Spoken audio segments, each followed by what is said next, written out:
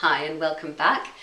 Just because you're eating an anti-cancer diet doesn't mean that you can never have another piece of chocolate cake in your life. Of course, sweet, factory-made chocolate cakes are usually filled with all sorts of unhealthy fats, sugar, white flour, but a homemade cake packed with nutrient-dense ingredients can actually be a source of fantastic nutrition and cancer-protective ingredients. So today we'll be making a chocolate beetroot cake. I know the combination sounds strange, but it actually works surprisingly well because the strong flavours of the chocolate cover up the taste of the beetroot. Both chocolate and beetroot contain various cancer protective compounds.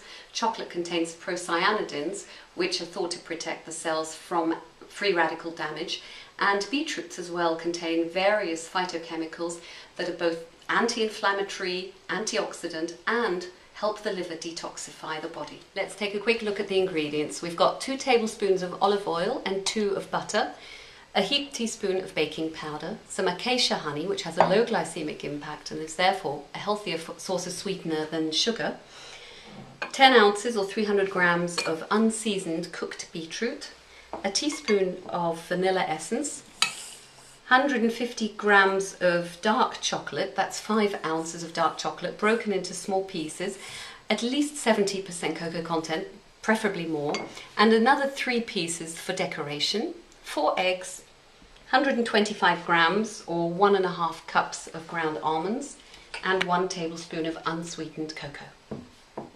First, let's preheat the oven to 180 degrees Celsius or 350 Fahrenheit. Then we're going to line our baking tin. I'm using a spring form which opens like that. I find it's the easiest to get cakes in and out of. Now, to line the spring form, this is my favourite trick. You just place a piece of baking parchment on top, press it down firmly and close. That way it's going to be nice and stable inside. Then just with your finger, grease the sides a little bit with butter or oil, whichever you prefer. Next, we're going to melt the chocolate. Pour about a pint or 2 of freshly boiled water into a big bowl, like that. And then place a small bowl with the chopped chocolate on this. And into this chocolate, you pour the olive oil and the butter. And now we're just going to let it melt and give it a little stir every few minutes, and making sure not to let any of the hot water get in, like that. And now comes the really fun bit that makes this recipe so fantastic, because everything gets put in a blender and whizzed up together, which means you can do this in a matter of minutes, and it's something you can even whip up in the evening after you come home from work.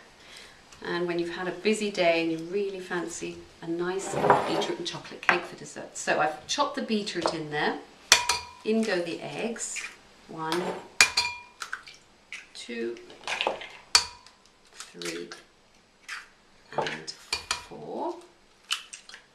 In no particular order, you can just do this as you please. A tablespoon of unsweetened raw cacao if you can, or just normal unsweetened cocoa.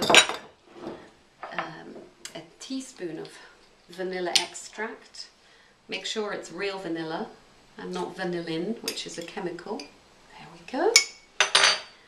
Then we have, I usually put 3 to 4 tablespoons of honey. It depends what sort of chocolate I'm using. The darker the chocolate you're using, the sweeter, the more you'll need to sweeten it with honey. So when I use 75% chocolate, as I am here, I put about 3 tablespoons in. That's usually enough. So that's that. And a pinch of salt, which really brings out the flavour, and the baking powder. Now, put a lid on here and we blend it. Now we start mixing the batter for about 2 or 3 minutes. So while we've been blending the beetroots and eggs, the chocolate's got nicely melted, so we're going to add that to the beetroot and egg batter. Scrape out every last delicious drop. And the ground almonds. close it again and blend one more time, about a minute, and then it's ready for the oven.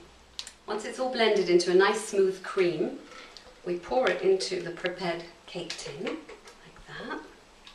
You see it's still got a slightly burgundy colour, but it's got much darker, and you'd be surprised how chocolatey it tastes at this point. There. You have to scrape a little to get all the batter out. So about 35 minutes and the cake is fully baked, it's risen nicely. Now we're going to take off the side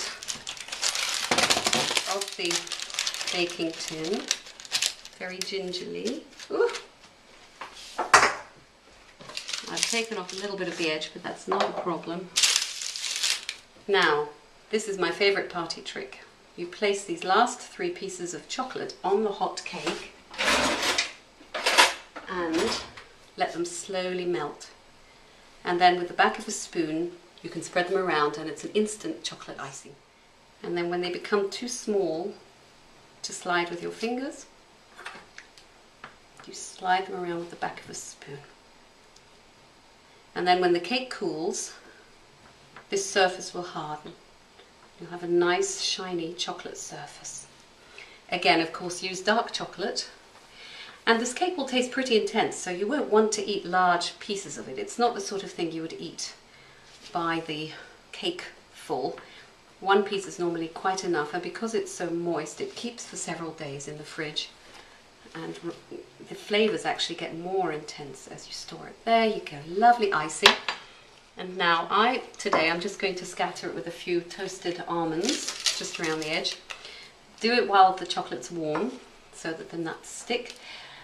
A good friend of mine came up with the very clever idea of putting crushed pink peppercorns on. She served that after a dinner party and everyone loved that.